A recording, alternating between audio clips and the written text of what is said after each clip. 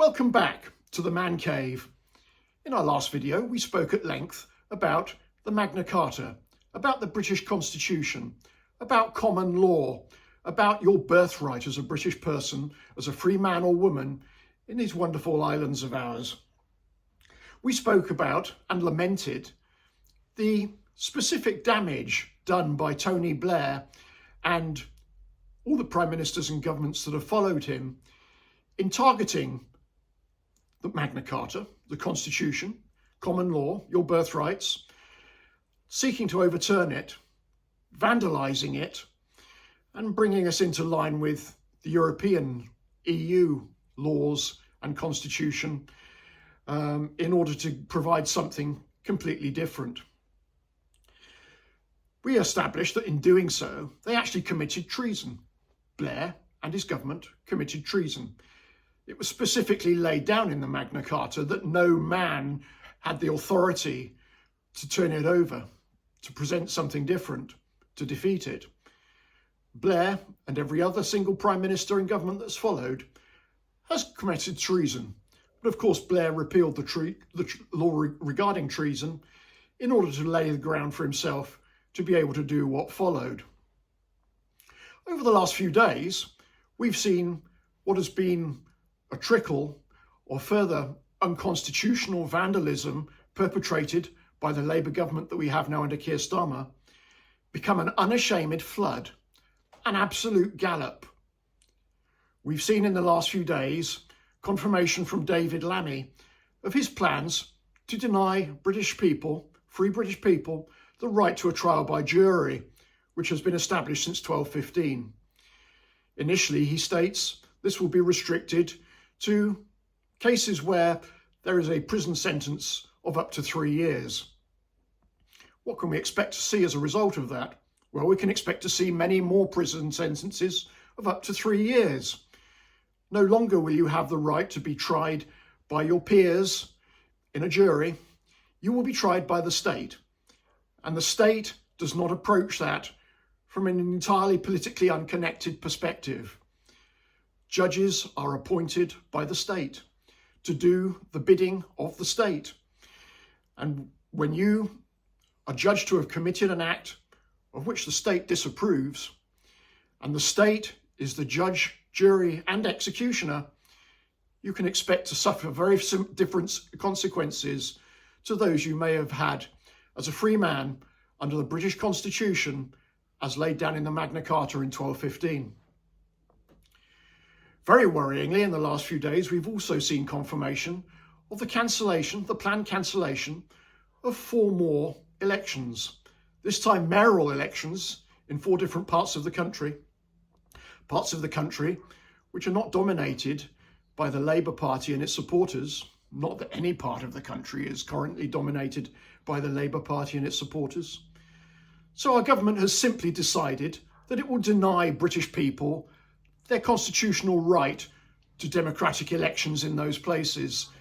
It'll shelve them until a time when they hope it might be perhaps more suitable for them to take place. The other thing we've seen just in the last 24 hours is announcement of the plans to roll out facial recognition cameras in town centres all over the country.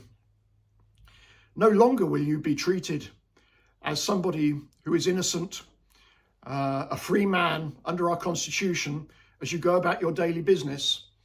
You will be constantly surveilled by the state, perhaps with the idea that everybody should be treated with suspicion as a potential criminal rather than allowed to go about their business freely, undetected, without intrusion, as has always been the case since 1215.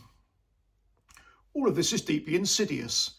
It is fundamentally a denial of your basic rights. And it points the way in the future to ever tighter legislation.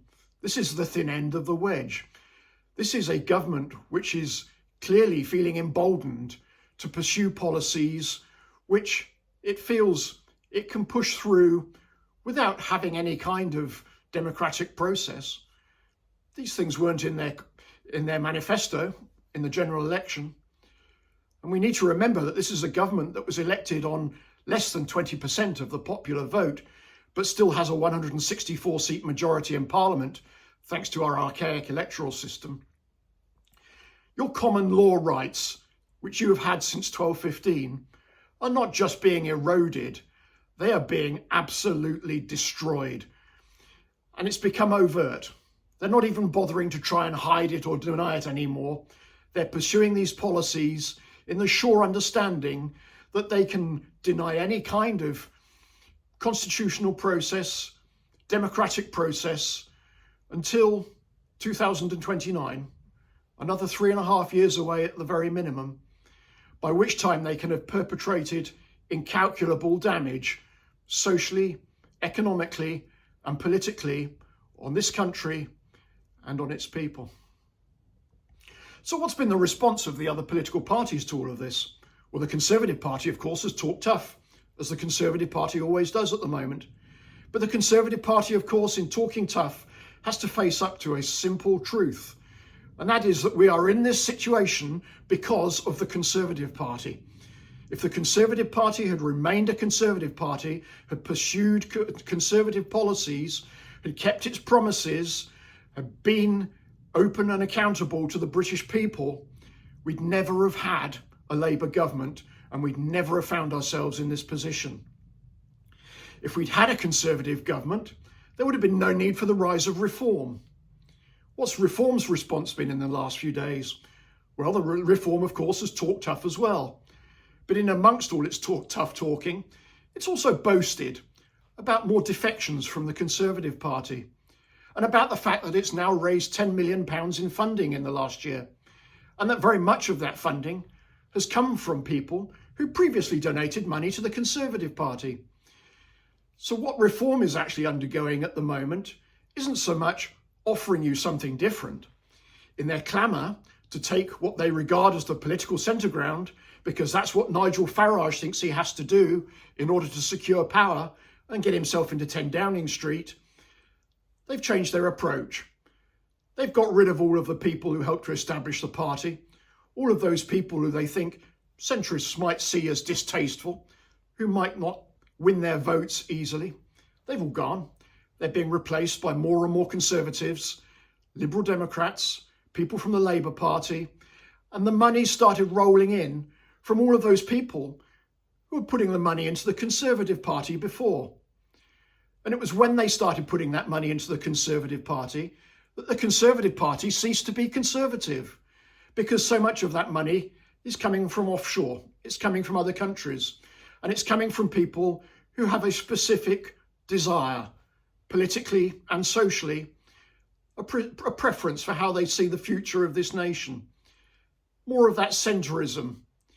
And that's what Nigel Farage is chasing. And that's why Reform is changing its policies, has changed its people.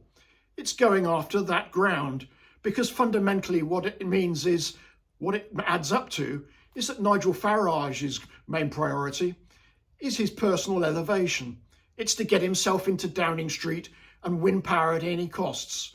And what he's shown us, reiterated very much again in the last few days, is that there is no political position to that his desire for power overcomes any kind of dogma, any kind of principle, that he will do anything, say anything, appoint anybody, take any amount of money in order to deliver himself into the position that he believes he's rightfully entitled.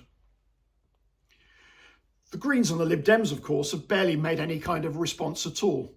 Why is that? Well, because they share the position. They have exactly the same ideas, principles, and ambitions as the Labour Party. And you can be certain that they thoroughly approve of all of the unconstitutional, nasty acts of vandalism perpetrated on the British people and their birthrights by the Labour Party in the last few days.